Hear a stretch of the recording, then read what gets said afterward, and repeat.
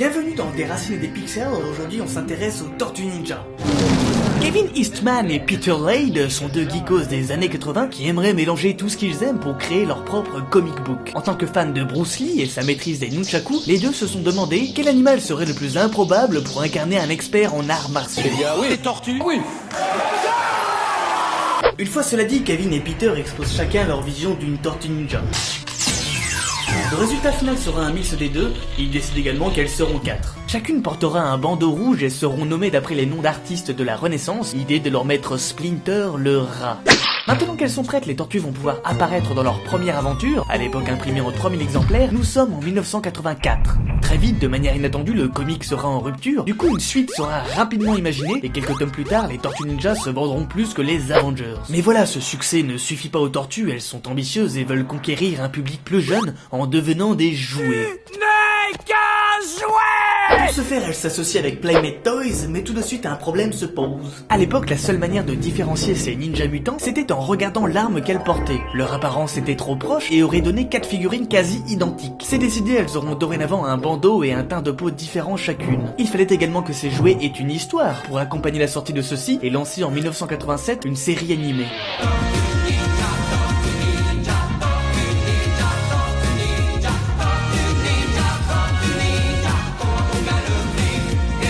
Alors forcément ce dessin animé est destiné aux 6-10 ans, du coup le scénario sera ultra simplifié. C'est dans cette série TV que Michelangelo mettra en place la réplique culte des Tortues Ninja. Terme qu'il a repris de Snoopy lorsque celui-ci faisait du surf en 1966, même si l'expression vient à la base du show Howdy Doody de 1960.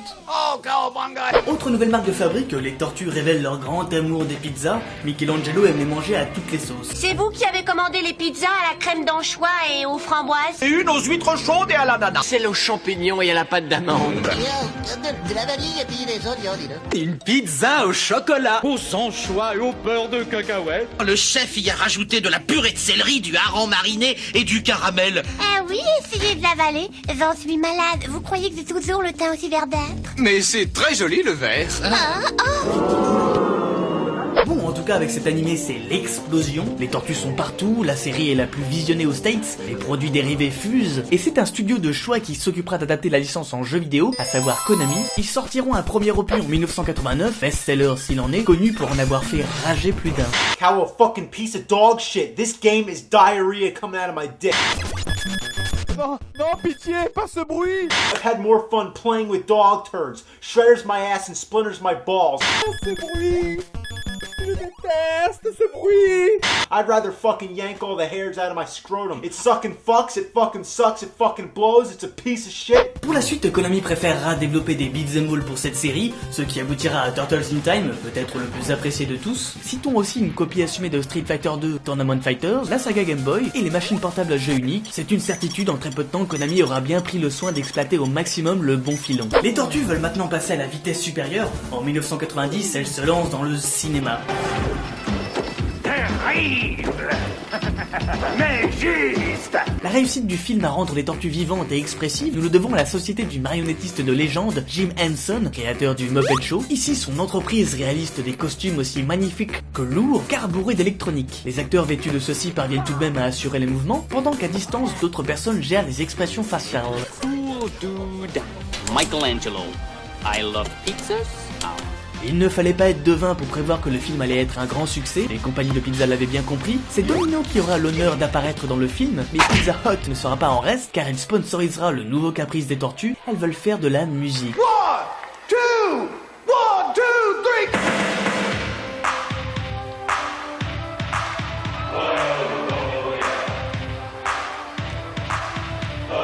Ici, tout le monde danse et chante, les livreurs de pizza, Splinter, April. Et même si Shredder dit il a tout de même l'air de se faire un bon kiff.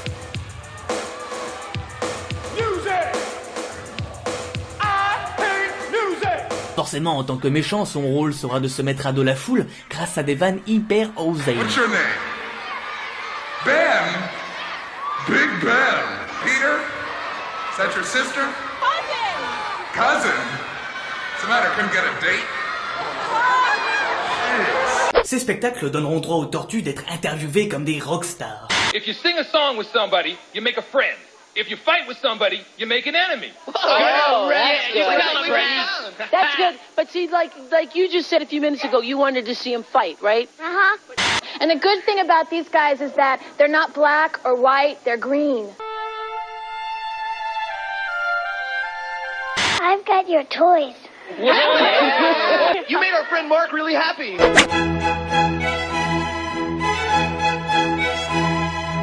À force de questions, le sujet tabou finira par être abordé. Who was your mom and dad? You know what? We don't really know. Ici, les tortues éludent rapidement le sujet, mais elles ne pourront pas cacher leur détresse lorsque Barbara Walters les interviewera pour la sortie de leur second film en 91. Do you know who your parents were?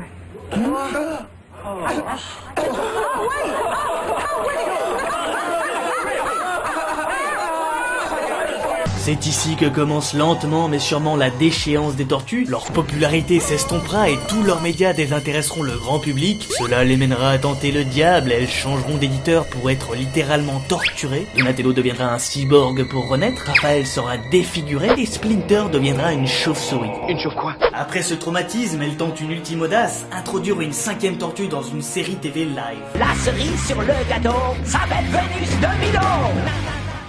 I am Shinobi. A girl turtle?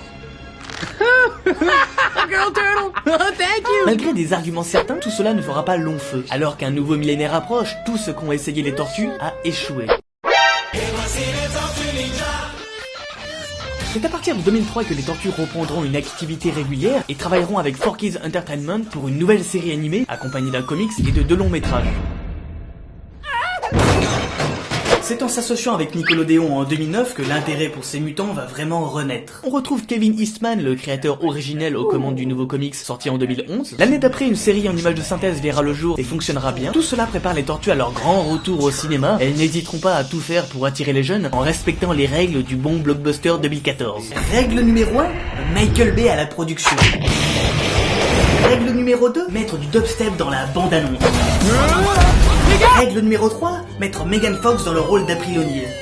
Règle numéro 4, mettre Jonathan Liebesman à la réalisation, grand monsieur avec déjà à son actif une belle brochette de nanar. Et enfin, règle numéro 5, pour promouvoir le film, sortir un jeu Kinect.